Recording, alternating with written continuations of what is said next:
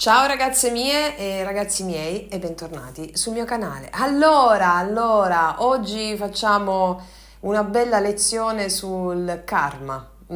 Sul karma, che cos'è il karma negativo, come liberarci e bruciare più karma negativo possibile, che cos'è il karma positivo. Vediamo qual è la correlazione tra questi due postulati imprescindibili dell'esistenza. Allora, il karma e il dharma sono strettamente connessi tra loro. Allora, il karma abbiamo capito in buona sostanza cos'è. Non è una cosa soltanto, no? Perché quando parliamo di concetti spirituali, che sono concetti più complessi, significa che si interfacciano, interagiscono tra di loro, sono interconnessi gli uni con gli altri. Come quando parliamo di divinità, non intendiamo una cosa soltanto, ma intendiamo l'uno nella molteplicità e la molteplicità nell'uno. Quindi il karma abbiamo capito in buona sostanza cos'è. Possiamo riassumerlo in una sola frase. Ignoranza, in una sola parola, ignoranza. Cioè mancanza di conoscenza della legge naturale. Seguire la legge naturale si chiama Dharma. Il Dharma rappresenta anche gli insegnamenti, no, del Buddha, gli insegnamenti della legge di natura da seguire per conoscere, quindi per la conoscenza. E quindi via via che noi seguiamo la legge di natura, che la nostra natura, la natura delle cose, quello che vi racconto sempre in tutti i podcast, quando seguiamo la legge di natura significa conoscere. La conoscenza rende l'uomo libero. Libero da cosa? Dalle catene mentali, libero ossia dal karma. Quindi la conoscenza è ciò che va via via a districare l'ignoranza del karma. Il karma ha origine con la nascita dell'uomo e quindi della mente. Sapete che la creazione, siamo al terzo livello della creazione. C'è stata la creazione dell'universo, poi le piante, poi gli animali e poi l'uomo. Cosa differenzia l'uomo dall'altra creazione? La mente. E quindi esiste la mente che divide e separa, e quindi dividendo e separando non si è più coscienti dell'amore infinito che pervade ogni cosa, come invece lo sono le piante e gli animali e tutti gli altri esseri che non hanno la mente che divide. Ci stiamo addentrando alla nuova umanità. La nuova umanità è la nuova età dell'oro. L'età dell'oro è uno stato di coscienza che prevede la creazione, come diceva Nietzsche, dell'uomo, del superuomo, ossia dell'uomo che supera la mente, ossia l'uomo trascendente. L'uomo trascendente è il quarto grado dell'evoluzione della coscienza divina. E questo quarto grado è un'evoluzione bellissima, bellissima dell'umanità. Ma vi spiego in breve il passaggio che porta a questa evoluzione straordinaria dell'umanità. Allora, per riassumerlo in breve, possiamo dire le tappe fondamentali di questa evoluzione, che si è sviluppata nel corso di migliaia di anni. La prima manifestazione della coscienza divina, che altro non è che quello che sappiamo come energia, ossia quella coscienza divina che risiede nella trascendenza, cioè quella che risiede nel mondo non manifesto, va bene? Allora, tale coscienza divina a un certo punto viene il momento della creazione. Bene, questa coscienza divina proietta una parte di sé nel processo della creazione, in quello che chiamiamo manifestazione. E la prima manifestazione di questa coscienza divina è la materia. Poi passano milioni, eoni di anni e c'è una seconda fase, c'è un secondo grado di manifestazione di questa coscienza divina, di questa energia, che è la manifestazione della vita sulla terra, cioè l'esistenza vegetale e animale, come vi ho detto prima. Poi c'è il terzo grado di manifestazione della coscienza divina, che è l'apparizione dell'essere umano. E nella nostra tradizione abbiamo la storia della caduta, no? Il peccato originale, che altro non è che l'apparizione della mente. Quindi il terzo grado di apparizione della coscienza divina sulla terra si chiama mente, e la mente con l'essere umano, quindi l'essere umano dotato di mente. Ma questa mente, dove siamo adesso, oggi siamo in un momento di transizione, va bene? Questa mente dell'essere umano, è diciamo la mente, è una fase di passaggio, perché l'essere umano non è l'ultimo anello di questa catena, non è l'ultimo anello di questa evoluzione, e ve lo spiego sempre quando ne parlava anche Rudolf Steiner, padre dell'antroposofia. Allora vi porto a tal proposito un esempio di come Steiner definisce la creazione dell'uomo nuovo, di questo quarto grado dell'evoluzione umana, della coscienza umana, nell'uomo trascendente. Nel libro La saggezza di Rosa Croce, al passo dove dice: come la laringe subirà una metamorfosi, così anche il cuore umano verrà trasformato. Esso è l'organo più strettamente legato alla circolazione del sangue. La scienza crede che il cuore sia una specie di pompa, dando così un'immagine fantastica e grottesca come fa oggi il materialismo. La forza di movimento del sangue è data dai sentimenti dell'anima. Questa mette in movimento il sangue. E il cuore si muove perché a sua volta è spinto dal sangue. Vale a dire, è vero esattamente il contrario di quanto asserisce la scienza materialistica. Oggi l'uomo non può guidare il suo cuore a sua volontà. Se per esempio egli ha paura, il cuore batte più in fretta, perché il sentimento agisce sul sangue e questo accelera i movimenti del cuore. Quello che oggi l'uomo subisce indipendentemente dalla sua volontà sarà in suo potere più avanti, a un gradino superiore dell'evoluzione. Egli per esempio potrà cioè far pulsare il sangue a sua volontà e muovere quindi il cuore, come oggi avviene per i muscoli della mano. Per la scienza attuale il cuore, con la sua particolare struttura, è una vera croce. Esso ha cioè fibre muscolari striate, altrimenti esistenti soltanto in muscoli che possono venir mossi a volontà. Come mai? Perché il cuore non è ancora arrivato alla fine della sua evoluzione, ma è un organo del futuro, nel senso che diverrà un muscolo volontario. Perciò già oggi ne mostra la disposizione nella sua struttura. In tal modo tutto quanto avviene nell'anima modifica la sua struttura umana. Quindi, come vediamo, il cuore umano ha delle fibre muscolari striate che ci sono soltanto in quei muscoli che possono essere mossi con la nostra volontà, ma il cuore non si muove con la nostra volontà ancora, e ci dà proprio la prova di come l'essere umano è in divenire, non è ancora completo. Quindi l'evoluzione continua dopo la mente. La mente a cosa è servita? La mente è servita a farci fare esperienza del dolore. Perché c'è dolore? Il dolore c'è perché la mente divide e separa, analizza, e quindi fino a questo momento abbiamo fatto esperienza della separazione, cioè della dualità. La mente quindi ci è servita per sperimentare fino in fondo il dolore. Perché?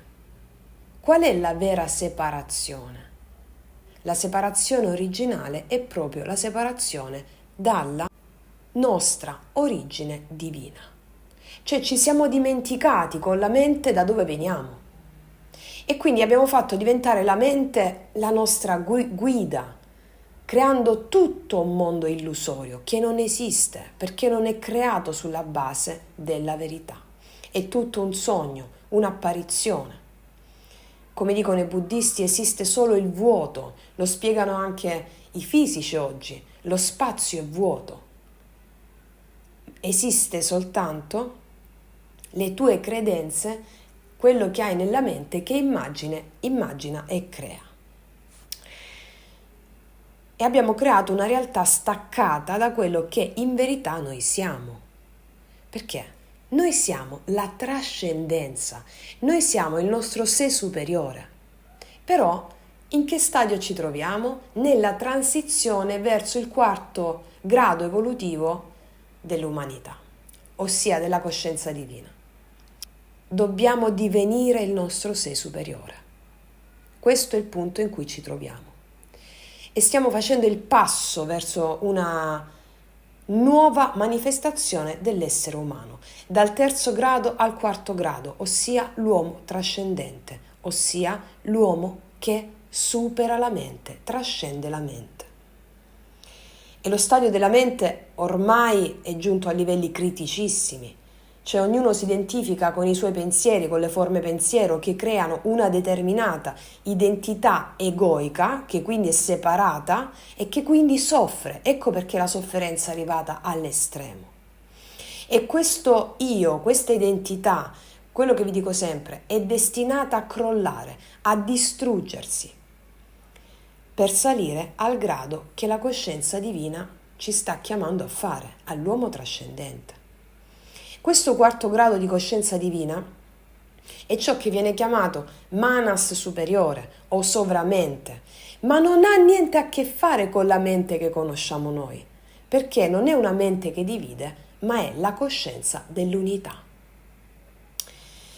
E tale coscienza è un'esperienza di carattere vibratorio, ossia a livello fisico-cellulare. Non ha niente a che vedere con la mente, con il concetto di questa cosa. Quindi è un'esperienza vibratoria a livello fisico e cellulare. E al giorno d'oggi noi, a livello fisico cellulare, siamo colmi, strapieni di memorie, di paure, di ignoranza, perché ci abbiamo vissuto per millenni. Qual è il senso? La paura di sentire la divinità di cui siamo espressione e quindi manifestazione. E quindi il lavoro sulle emozioni nel far crollare questo senso dell'io egoico limitato a una realtà illusoria creata sulla base di falsità, sulla base della non verità, è destinato a crollare. E quindi il lavoro sulle emozioni che distruggono questa identità e ci danno il potere del Dio che incarniamo, del nostro sé superiore, è imperativo. Ed è la stessa paura in cui abbiamo versato per milioni di incarnazioni che ci impedisce di sentire l'amore. Tu sei Dio, trascendenza, tu sei tutto, tu sei amore. E la paura ci ha spinto a cercare fuori l'amore, a cercare fuori una realtà illusoria creata su falsi miti e false credenze, un amore che non esiste, non può esistere. L'amore è da scoprirlo all'interno, perché è dentro di te che hai questa trascendenza divina. Ed è proprio nel fondo di questa materia delle nostre cellule, questa trascendenza. La mente non ti permette di vedere l'amore infinito che pervade ogni cosa, non ti permette di vedere che tutto è connesso, che tu sei connesso a tutto, all'uno tutto. E quindi superare il karma significa superare la mente duale, superare la dualità, seguendo la legge di natura, il Dharma. In questo percorso il karma manifesta tutte le prove, no? Quello che sappiamo, ossia l'anima tua ti manifesta degli eventi che sono enti, entità, spiriti, delle circostanze che dovrai superare, ma superare da cosa? È la mente che non ti fa vedere, è la mente l'ostacolo da superare, il problema, grazie al quale puoi espanderti e dispietrificarti dal senso comune che tutte le cose sono separate, e invece no. E quindi grazie a queste prove karmiche, eventi, emozioni da sperimentare, tu hai la possibilità di superare la dualità, trascendere la dualità, così che si smetta di vedere separazione, dando luogo all'unità, da cui tutte le cose sono generate e intimamente connesse, principio cardine dell'uomo trascendente. Superare la mente significa dunque superare il karma, fermare i venti del karma e andare consapevolmente verso il Dharma. Superare la mente duale significa quindi aprire il cuore, ossia accedere alla mente creativa, allenare quella mente creativa che abbiamo tutti, chiamata Manas superiore, come vi ho descritto nel mio primo libro, Il risveglio della coscienza.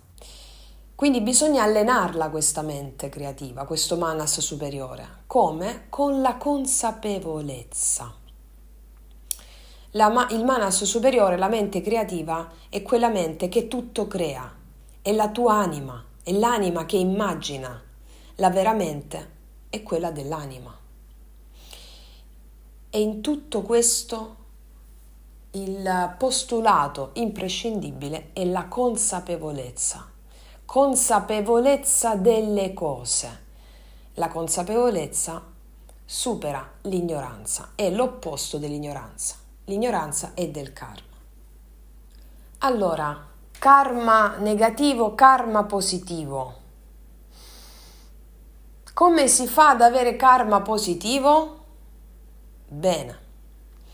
Allora noi non possiamo attrarre a noi ciò che non vibra alla nostra frequenza inconscia. All'interno di noi abbiamo una marea di credenze limitanti che sono quelle che ci servono a superare il karma. Karma negativo. Diciamo negativo e positivo per farci intendere dal senso comune delle cose, perché tutto è bello e perfetto per la divinità. È la nostra mente, il nostro giudizio che differenzia positivo e negativo a seconda di ciò che gli fa male o ciò che gli fa bene, secondo la mente però, secondo i parametri della mappa mentale. Ma come vi ho detto anche nel video Magia Pratica 5, i pensieri negativi, quando noi pensiamo negativo di qualcosa, lo pensiamo secondo un parametro di riferimento che abbiamo nella mappa mentale. Giudichiamo negativo ciò che fa male, ciò che la mente vede come dannoso per quello che crede sia vero. Va bene? Quindi, siccome la mente è un accumulo di credenze indotte, quello che crede sia vero, allora è positivo per lei. Quello che crede sia sbagliato è negativo per lei. Ma come vi dico sempre, i valori dell'anima sono opposti ai valori della mente. E il cammino spirituale è un cammino controcorrente, contro la corrente comune. Allora, quindi attiriamo sempre ciò a cui vibriamo all'interno e all'interno abbiamo la separazione, la divisione. Noi abbiamo un programma evolutivo. Prima, ok? Quindi prima di attrarre a noi eventi stratosfericamente positivi come li giudicherebbe la mente, abbiamo un karma evolutivo da compiere, di cui quello che giudichiamo karma negativo si fa portavoce con le sue esperienze, con i suoi eventi, che sono, come vi dico sempre, gli eventi sono enti, entità, spiriti, dei, e con le emozioni connesse. Come vi ho già detto nel video Magia Pratica 5, tutta l'umanità è adesso ancora legata alle emozioni della prima infanzia, nella quale si trova, come possiamo dire, pietrificata. Ecco, dobbiamo dispietrificarci da quelle emozioni. Come si fa? ve lo dico sempre, con il darci a queste emozioni, altrimenti non possiamo sperimentare altre emozioni positive. Ripeto, positivo e negativo in natura non esiste solo nella mente. Quindi possiamo solo accelerare la dispersione del karma negativo, ossia bruciare karma negativo. Quindi noi non tanto, cioè il karma positivo, le esperienze belle arrivano di conseguenza all'espurgazione del karma negativo. Mi spiego? Quindi il karma positivo si manifesta successivamente, chiamiamolo dharma, ci alleiamo sempre di più alla legge naturale. Il karma positivo quindi si manifesta da sé. Allora, la legge universale è la seguente: l'assenza di sforzo è la suprema condotta. E questa frase, questo postulato, ve lo dovete proprio tatuare nel cuore. L'assenza di sforzo è la suprema condotta. Come vi dico sempre, guardate la natura come fa. Una rosa, per esempio, si sforza, fa fatica ad essere una rosa. O un pino, un albero di pino, fa fatica ad essere un albero di pino. Oppure un tulipano fa fatica a essere un tulipano? No. La legge dell'universo è l'assenza di sforzo. Una persona non deve sforzarsi per essere la sua natura, ma darsi ad essa. E questa natura contempla il karma che questa persona ha e a cui si deve dare. Lottiamo con le nostre resistenze mentali nel darci agli eventi che accadono. E questi eventi devono accadere perché esiste un piano evolutivo, è una sorta di scuola.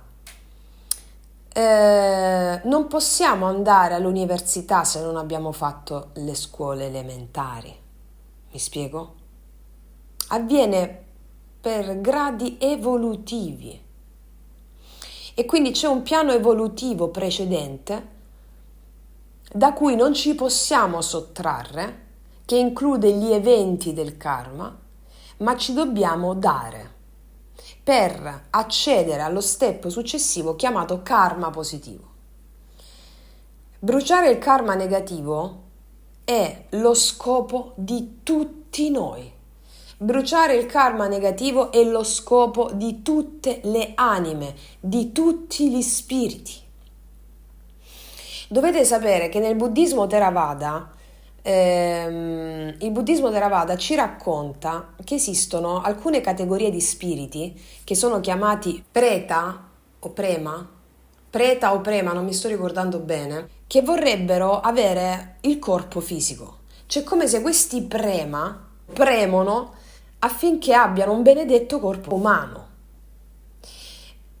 E questi prema devono prima bruciare karma negativo prima di poterlo avere. Cioè questi prema vogliono a tutti i costi un corpo umano, ma non possono spesso averlo perché devono bruciare il karma negativo. Perché solo grazie al corpo umano tutti gli spiriti possono ambire alla liberazione finale chiamata nirvana. Cioè, spesso quando ho conosciuto questo, sono venuta a conoscenza di questo, del fatto che gli spiriti, le anime bramano, quando noi siamo inconsapevoli e siamo anime, noi bramiamo e tutti gli altri spiriti che vogliono fare l'esperienza finale della liberazione bramano un corpo umano. Io quando ho saputo questo ho pensato, ma guarda tu, a parte mi si è azzerata la lamentela, perché è come se quando vedo le persone che si lamentano, no? Dico, ma porca miseria, ma questi non si ricordano niente, non si ricordano davvero niente. E quante sfide devono ancora superare? Una persona che si lamenta costantemente non si ricorda niente di quello che ha fatto per ottenere un corpo umano.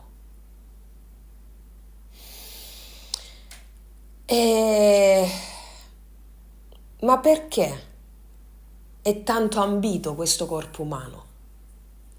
Perché, come ci insegna il buddismo, è solo nell'universo di Sud, come viene chiamata la Terra, solo nell'universo di Sud della Terra, dove esiste il dolore e la morte consapevoli, esiste la possibilità della liberazione finale. E quindi è per questo che è così ambito il corpo umano. Quindi, per raggiungere il nirvana, cioè la liberazione finale, devi conquistarti un benedetto corpo umano. Tutti vogliono un benedetto corpo umano, ma non tutti hanno un karma tale da poterselo permettere. Mi spiego? E quindi iniziamo già a vedere il karma come qualcosa di benedetto. Benedetto. Meno male che abbiamo avuto un karma possibile per incarnarci. Cioè, questi spiriti, questi prema, che cosa fanno? Allora, siccome molti di questi prema non hanno un karma tale da potersi permettere un corpo umano, vanno e vengono, vanno e vengono, vanno e vengono. E voi vi starete chiedendo adesso, no? E come fanno ad andare questi a venire a tornare? A andare a venire da un corpo umano? Come fanno? Quando sono venuta a conoscenza di quest'altra cosa, mi si è aperto un altro mondo.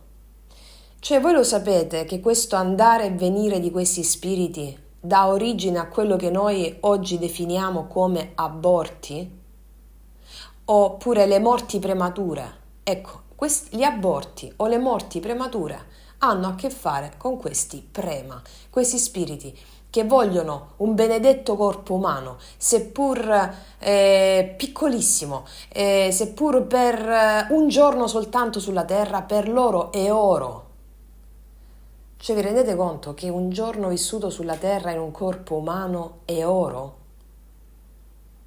Ecco, io quando sono venuta a conoscenza di questo ho smesso di lamentarmi. cioè, noi non sappiamo niente della nostra anima, la verità qual è? E allora qua ci stiamo educando a tutto questo. Cioè, sciogliere karma significa avere accesso ai mondi sottili, a vedere le verità quali sono, avere accesso, sviluppare i sensi sottili, a capire quali sono le verità e a benedire anche un solo istante vissuto sulla terra. Ci rendiamo conto? Ecco a cosa serve la conoscenza. Ecco a cosa ti porta, alla libertà, dai giudizi, dalle gabbie mentali e a focalizzare tutta la tua energia nello sviluppo del potere superiore, accogliendo le prove che sono il trampolino di lancio della tua libertà. Ecco, quindi gli aborti e le morti premature sono volute da questi prema, in accordo con la madre e il padre. Quindi si apre tutto un altro mondo, anche quando delle madri scelgono consapevolmente di abortire. Ma c'è un accordo animico, non sono mai loro a decidere da sole. Come vi dico sempre, non siamo mai noi da soli a co-creare la realtà. C'è qualcun altro con noi che co-crea, ci sono degli accordi. E allora cosa ne deduciamo da questo? Che non c'è nulla che possa aiutare a bruciare karma negativo più potente dell'attraversamento della grande soglia. Attraversare la grande soglia in entrambe le direzioni, ossia dalla vita alla morte, ma anche dalla morte alla successiva rinascita. Ecco, attraversare la grande soglia è ciò che più di ogni altra cosa dà la possibilità di bruciare karma negativo.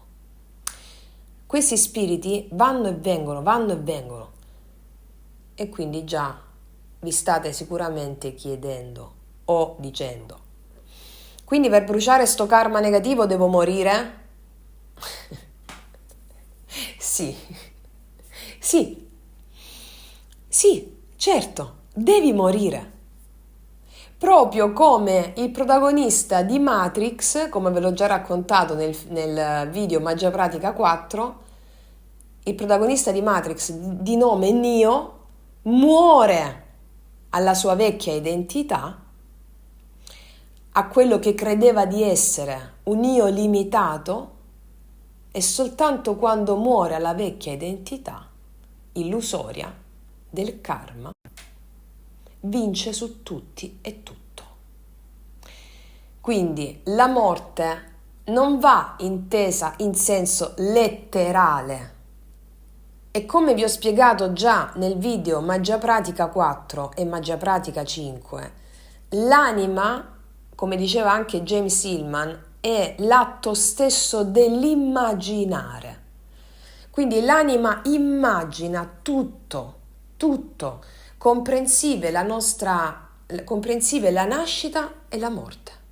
La nascita e la morte sono simboli, immagini dell'anima. Noi stiamo sognando tutto. È la mente che con i suoi parametri porta in essere l'oggettività delle cose, cioè crede che tutto è vero. Quindi, siccome c'è la mente in mezzo, è come se perdessimo la percezione della verità, ossia che tutto è immagine, apparizione, sogno. Cioè la mente letteralizza il sogno, cioè lo prende alla lettera. Siccome noi, anche in questo momento che mi stai ascoltando, tu stai sognando, va bene? Tu stai sognando. Cosa fa la mente? Lo prende alla lettera, crede che sia vero. Ma io in questo caso che ti sto parlando sono un'immagine della tua anima, sono un sogno. Quindi la mente che letteralizza il sogno, cioè lo prende proprio alla lettera, e porta in essere la sensazione ingannevole dell'oggettività delle cose, che invece sono apparizione, ti comprime in una gabbia. Quindi le cose sono apparizione, non sono reali, è tutto un sogno. Come vi dico sempre, i buddisti la chiamano citta maya, inganno della coscienza o apparizione della coscienza. E quindi che succede? E quindi sì, dobbiamo morire e rinascere per bruciare il karma negativo, che altro non è che il senso di limitatezza in cui l'uomo si sente di essere, proprio come il protagonista del film Matrix di nome Neo. Quindi dobbiamo attraversare la grande soglia, sì, è vero, ma non in senso letterale, perché non c'è niente di letterale in verità. Mi spiego? Nascere e morire sono simboli dell'anima. E lo so che non è facile. Cioè non è facile comprendere la nascita e la morte come simboli. Non è proprio facile perché abbiamo una mente razionale, non si può comprendere. Le grandi verità non vanno comprese dalla mente, vanno contemplate. E quindi nascere e morire sono simboli, immagini, come tutto in questo mondo. Tutto in questo mondo è un'immagine, è un simbolo comprensivo, la nascita e la morte. Come vi ho già detto nel podcast Magia Pratica 4, tu sei, come dice lo yoga del colophon, tu sei il mai nato, il mai creato, il mai esistito. Quindi, quello che noi chiamiamo nascita e morte sono impressioni. E noi queste impressioni le ricreiamo continuamente nella nostra vita, nella nostra quotidianità. Ma qual è la differenza? Che dobbiamo ricrearle consapevolmente. Per esempio, il risveglio la mattina e il riposo notturno sono gradi diversi della stessa immagine di nascita e morte, oppure esperienze fortissime di grande dolore emozionale, di grande dolore fisico, di grande dolore psichico. Sono esperienze di nascita e morte, sono simboli del nascere e del morire. E il senso qual è? Che noi abbiamo due possibilità di scelta per libero arbitrio. Ci è stato dato questo libero arbitrio. Il libero arbitrio che noi abbiamo è il più grande strumento che abbiamo in ogni incarnazione. A cosa serve il libero arbitrio? Scegliere come vogliamo approcciarci agli eventi già prestabiliti. Questo è il primo piano, è il passo fondamentale dell'umanità in questo momento storico, per poi accedere a eventi completamente nuovi e iniziare a creare consapevolmente il tuo destino. Quindi abbiamo due possibilità di scelta: o prendere tali esperienze in modo letterale, cioè come le prende la mente, e quindi da vittima, oppure comprenderle come un sogno, capire che è tutto un sogno, da un incidente stradale, mi sono fratturata la gamba, o mio marito mi ha lasciato, quello mi ha tradito, o mia madre sta male, mio padre sta male. Attenzione, sono tutte immagini dell'anima. O le vediamo come, o le prendiamo in senso letterale, cioè vediamo la morte come, in senso letterale come lo prenderebbe la mente, vediamo che ci siamo fratturati una gamba in senso letterale come la vede la mente e quindi affrontiamo le cose da vittima, oppure vediamo tutto come un sogno dell'anima, e utilizziamo queste esperienze per bruciare il karma negativo. Questo è il grande segreto. Acceleri tutto in questo modo, viene tutto accelerato perché le cose ti arrivano lo stesso, è già previsto. Ora, come ti vuoi approcciare? Vuoi riperpetuare le stesse cose, magari anche in forme ancora più gravi, più forti, oppure vuoi iniziare a smettere di protrarre questi eventi del karma e quindi smettere di essere vittima e iniziare a creare emozioni felici o eventi straordinariamente pazzeschi? Quindi non c'è bisogno di morire in senso letterale per bruciare karma, è questo il senso. Cioè, perché si parla di risveglio secondo voi? Perché? Perché stiamo sognando tutti e stiamo sognando tutto. Quando il sognatore si risveglia, inizia a cambiare le cose, bruciando consapevolmente karma e inizia a fermare i venti del karma nefasti.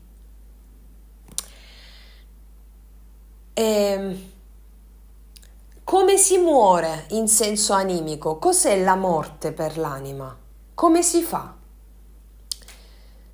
Muoriamo entrando nella dimensione del sacro.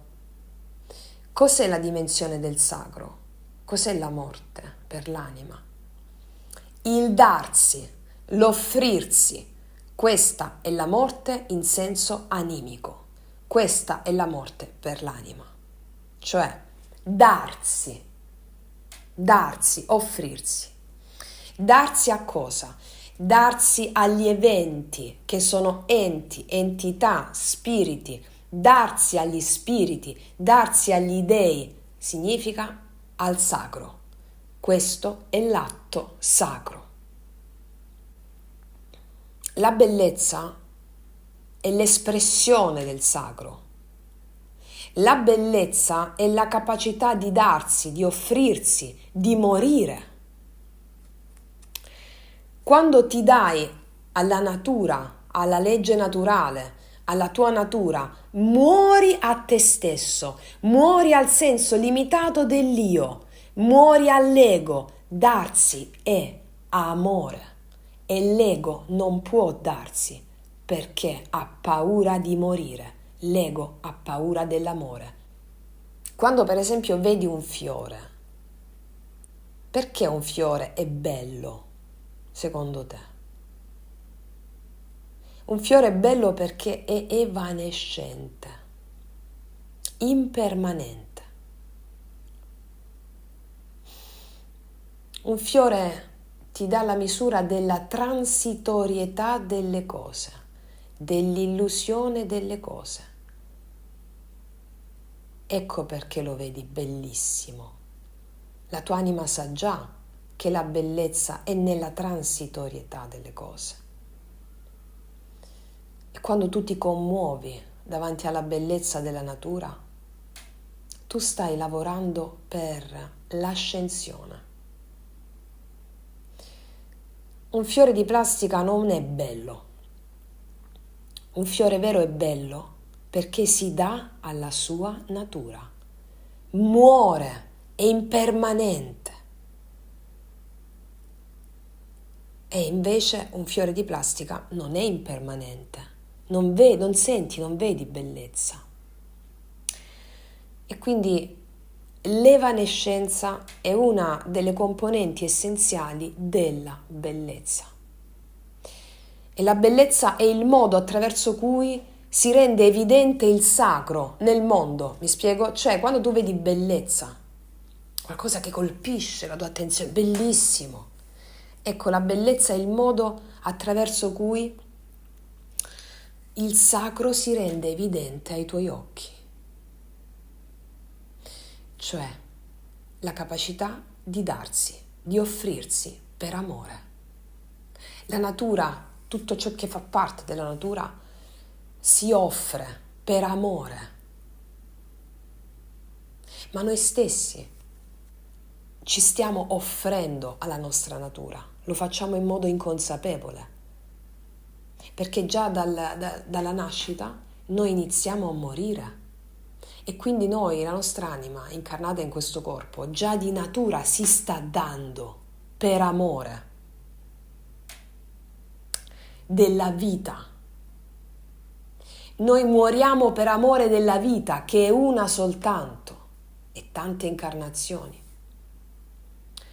Dove sta la differenza?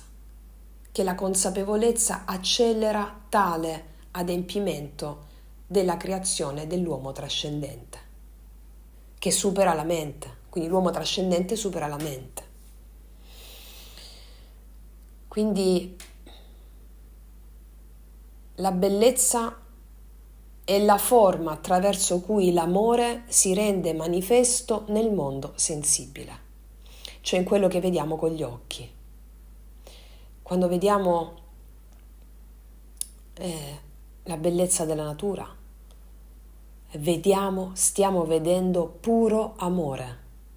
In natura tutto è espressione del sacro, perché ogni cosa, pianta, alberi, animali, tutto si dà, si offre, tutto è espressione del sacro. Ecco perché le camminate nei boschi, le passeggiate nella natura, in riva al mare, ti riempiono, ti fanno sentire bene. E certo, perché sei a contatto con puro amore. Quindi la bellezza è la chiave del bruciare karma negativo. Il karma negativo non esiste in natura, perché in natura non c'è la mente umana, la mente duale che divide e separa e discrimina. Tutto in natura si sente connesso. Animali, piante, pietre, rocce, tutto si sente connesso, non c'è separazione.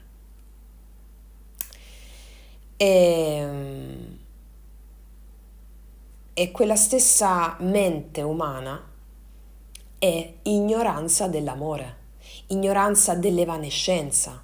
La mente ha paura di svanire, ha paura di morire e il karma si è creato solo quando è nata la mente, ossia la separazione che vede tutto distinto e separato. Quindi nell'atto di bruciare karma, noi stiamo bruciando gli attaccamenti relativi alla paura di amare, cioè alla paura di offrirci, di darci. Quindi dobbiamo entrare nella transitorietà delle cose. Tutto è transitorio, tutto è evanescente. Dobbiamo sentire profondamente la transitorietà delle cose. Fare esperienza della transitorietà delle cose ti aiuta a bruciare il karma e accelerare il processo di ascensione. Stiamo qua per questo, ragazzi miei, ragazzi. Stiamo qua per questo. Non ci sono altre motivazioni, altri scopi. Ma stiamo qua per creare l'uomo trascendente. E in questa creazione ci sono tappe imprescindibili. Tutte le grandi scuole esoteriche, lo yoga, il buddismo e la stessa antroposofia, lo stesso Rudolf Steiner, nel libro che vi ho consigliato anche tempo fa, chiamato Iniziazione ai mondi superiori, ci sono dei passaggi bellissimi che lui invita a fare per la contemplazione del sacro in natura, affinché si possa all'interno anche di noi iniziare a sperimentare, a sentire quei sensi sottili da cui la mente ci divide. E quindi è necessario non uno sforzo, ma un impegno nella contemplazione di questa bellezza che ci circonda. E vi leggo un pezzo di Steiner nel libro Iniziazione ai mondi superiori. Allora, in questo pezzo Steiner ci racconta come una pratica per accedere ai sensi sottili, ed è questa: ci si ponga davanti a una pianta nel suo pieno sviluppo. Ora ci si compenetri del pensiero che verrà un tempo in cui questa pianta morirà. Di quello che adesso sta davanti a me non sussisterà più niente. Questa pianta però produrrà dei semi che si trasformeranno a loro volta in piante. Di nuovo mi rendo conto che in ciò che vedo è celato qualcosa che non riesco a vedere. Mi lascio pervadere completamente dal pensiero che questa pianta, con tutti i suoi colori, un giorno non esisterà più. Ma l'idea che la pianta produce dei semi mi insegna che non svanirà nel nulla. Ciò che le consentirà di non sparire, non posso vederlo. Allo stesso modo in cui prima nel piccolo seme non riuscivo a vedere la pianta. In essa c'è dunque qualcosa che io non vedo con gli occhi. Se faccio vivere in me questo pensiero e adesso collego il sentimento corrispondente, dopo un certo tempo nella mia anima si sviluppa una forza che diviene un nuovo tipo di percezione. Dalla pianta emana nuovamente una sorta di fiamma spirituale, naturalmente più grande di quella sopra descritta. Questa fiamma può essere percepita come verde azzurrina al centro, rosso giallastra nel bordo esterno. Va detto espressamente che ciò che qui viene denominato colore non viene visto alla maniera in cui gli occhi fisici vedono il colore, ma attraverso la percezione spirituale si avverte qualcosa di simile all'impressione fisica che il colore produce. Percepire spiritualmente il blu significa sentire qualcosa di simile a ciò che si prova quando lo sguardo dell'occhio fisico si posa sul colore blu. Di questo deve tener conto chi desidera arrivare gradualmente a percezioni realmente spirituali, altrimenti crederebbe di trovare nel mondo spirituale soltanto una ripetizione di quello fisico, e questo sarebbe motivo di amare delusioni. Chi riesce ad avere questa visione spirituale ha fatto molti progressi, in quanto le cose gli si rivelano non solo nel loro essere presente, ma anche nel loro nascere e morire. La persona quindi comincia a vedere ovunque lo spirito, del quale gli occhi fisici non possono saper niente. In questo modo ha fatto i primi passi per penetrare il segreto della vita e della morte, grazie alla propria capacità di visione. Per i sensi esteriori, un essere comincia a vivere con la nascita e cessa di vivere con la morte. Questo però avviene soltanto perché questi sensi sottili non sono ancora sviluppati e i sensi dell'uomo non percepiscono lo spirito nascosto delle cose. Quindi questo passo meraviglioso, ce ne sono tantissimi altri in questo libro, è proprio la contemplazione della natura, del nascere e del morire, che sono immagini dell'anima funzionali affinché tu possa procedere nell'apertura dei tuoi sensi sottili. Tali sensi sottili, come tutti gli eventi che succedono nella vita quotidiana, il karma, ti servono ad abbattere le barriere della mente e ad accedere alle percezioni sottili, cioè ad avere il potere spirituale, che è il potere su tutto. Il vero potere è il potere spirituale. E quindi iniziare a familiarizzare con le immagini della nascita e della morte come pure immagini che servono come espedienti per farsi sperimentare la transitorietà delle cose che tu vedi con gli occhi fisici, allora tu puoi accedere all'illimitata percezione dei sensi sottili, che sono poteri immensi, vastissimi. Ma finché l'uomo è relegato dalla limitatezza della mente, non può accedere ai suoi sensi sottili. Allora tutti gli eventi karmici sono benedetti perché ti servono, grazie al dolore che percepisci nell'accoglierlo con gioia, che è un paradosso, ma il cammino controcorrente, un cammino spirituale, è paradossale per la mente. Allora ti serve piano piano a aumentare le tue percezioni extrasensoriali con la consapevolezza di tutto il potere spirituale che ne deriva. Ma siamo in una società di spaventati, persone spaventate, che sono vittime e hanno paura e sono vittime delle loro stesse emozioni. Ma se le emozioni sono degli dei e sono il tuo più grande potere celato dietro alla maschera di quello che accade, allora abbiamo l'umanità che ha paura del proprio potere. Perché? Educastrata secondo condizionamenti indotti. Quindi tutte le emozioni che fanno capo al sentire la transitorietà delle cose quindi tutte le emozioni che fanno capo a questo sentire la transitorietà e quindi che fanno capo, che sono l'inizio del tuo potere personale, sono la dolce tristezza, la dolce malinconia, tutte quelle sensazioni che la tua mente razionale annienta, giustifica, analizza, vuole sotterrare. Ecco, dobbiamo invece, col cammino che facciamo controcorrente per accedere al potere, dobbiamo entrarci dentro, sentirle tutte.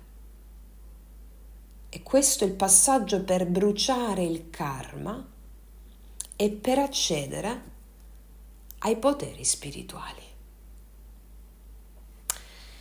e invece gli esseri umani scappano da queste emozioni.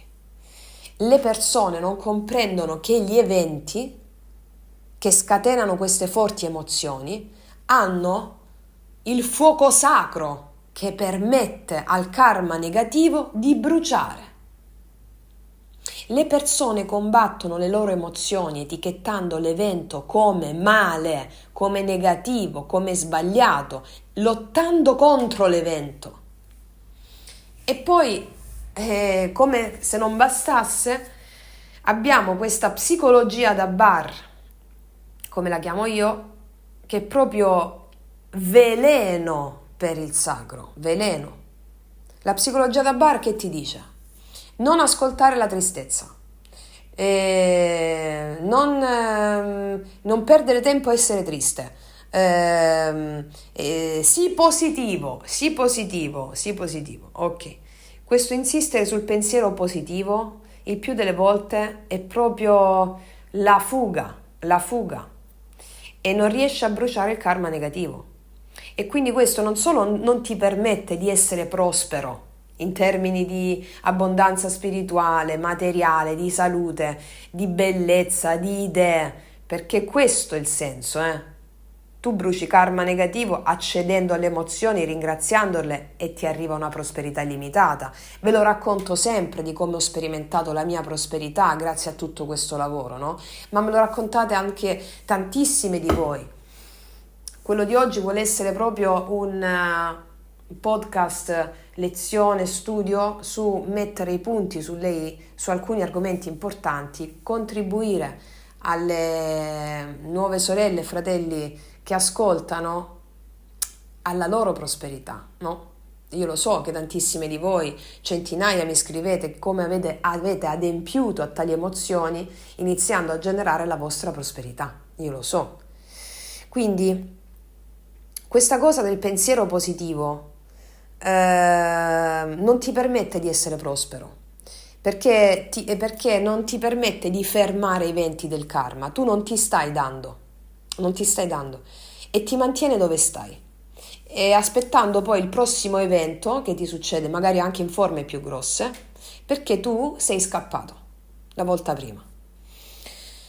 Tempo fa ci fu uno studio americano che illustrò come una sola esperienza negativa, chiamata esperienza bad, esperienza negativa valeva 5 volte un'esperienza positiva, esperienza good.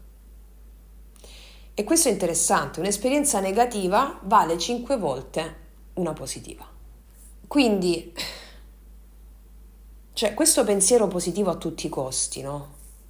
È proprio controproducente la vostra prosperità.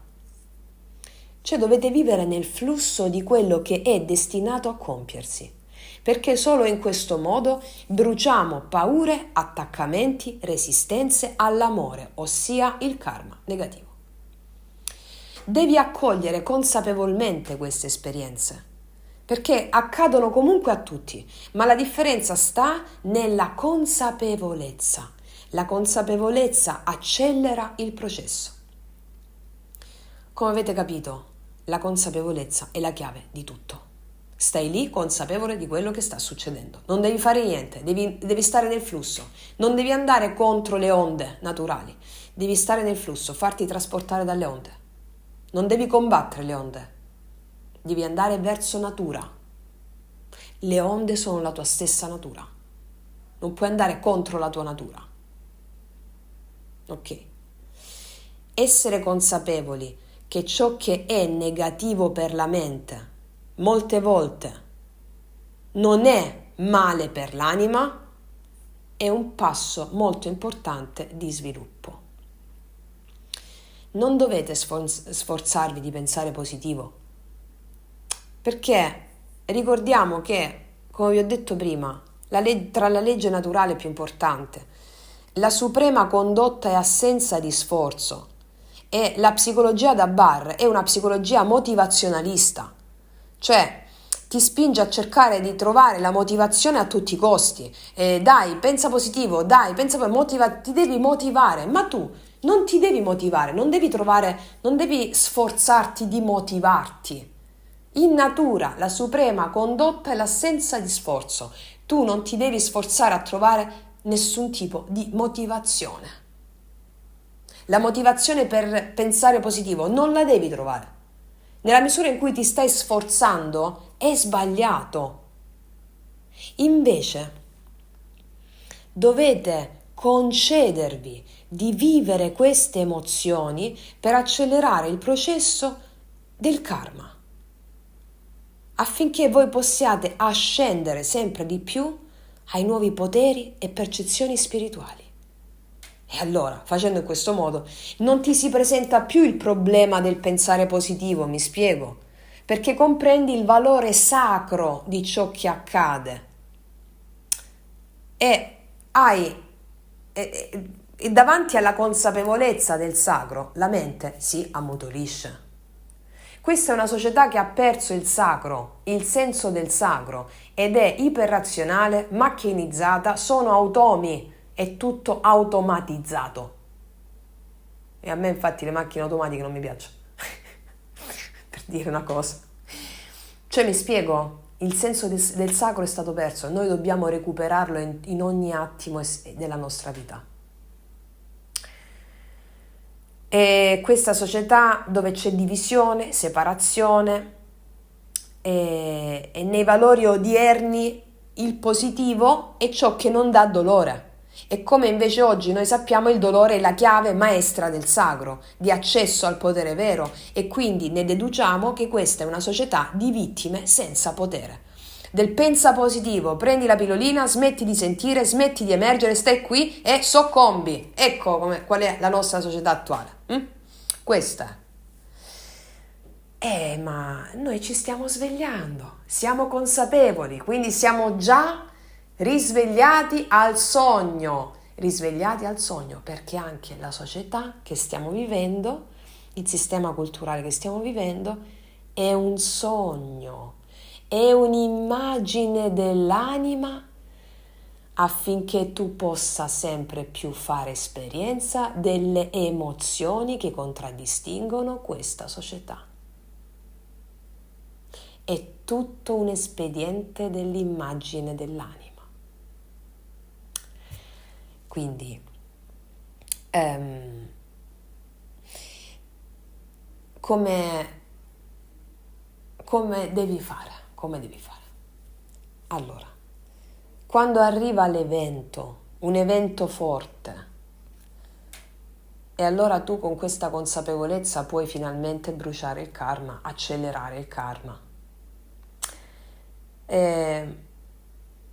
In gergo spirituale si chiama, come diceva Gesù, benedici i tuoi nemici.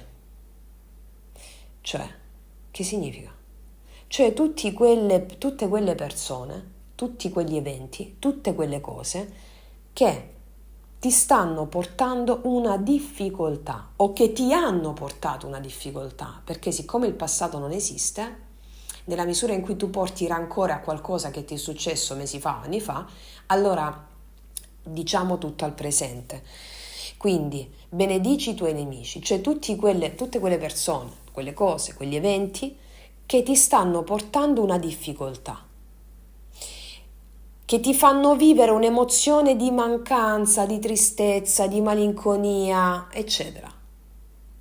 Tutte queste cose, tutte queste persone, tutti questi eventi che per la mente o per il tuo ego sono i nemici, in verità sono i veicoli del fuoco sacro che ti permette di bruciare il karma negativo e quindi apre la strada all'arrivo del Dharma, del karma positivo, delle emozioni straordinarie e meravigliose.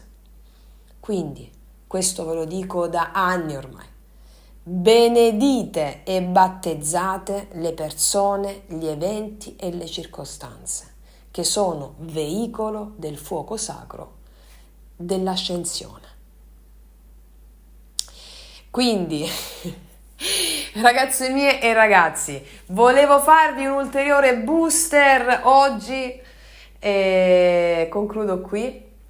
Io vi ringrazio sempre dal profondo dell'anima, vi abbraccio profondamente, noi ci vediamo alla prossima e come sempre, che Dio vi benedica! Mua!